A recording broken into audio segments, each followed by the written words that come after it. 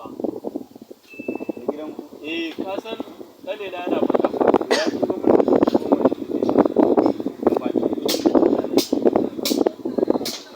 saboda baka da imani ko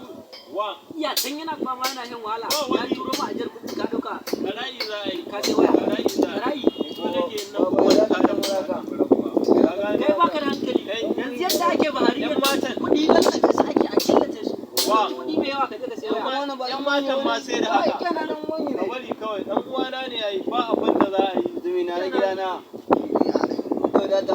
ka san wayannan a yau za ta iya bayewa a yau za ta iya mata wani ma zai iya zuwa ya sace ta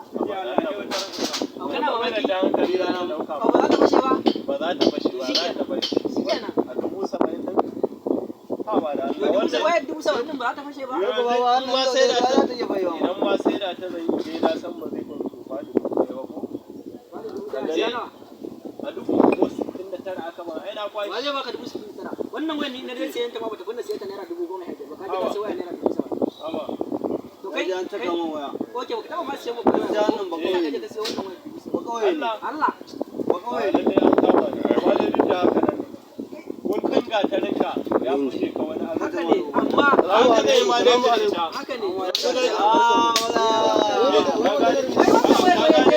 lokacin sallah zan je sallah kuma wai ba da kuɗi ba ya ara 35,000 sannan ya hada da kuɗin ya san 10,000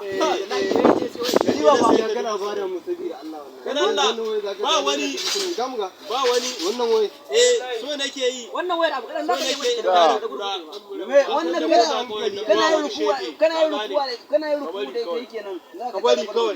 kawai da zuwa bari kawai ni na san me zan yi da shawara ka zo ka kira mu muka je bara in je masallaci wurin sallah za ne zulu da Muhammadu Rasulullah la ilaha illallah je ka dauki 70,000 ka siyo waya gaskiya wannan ayo za ta iya fashewa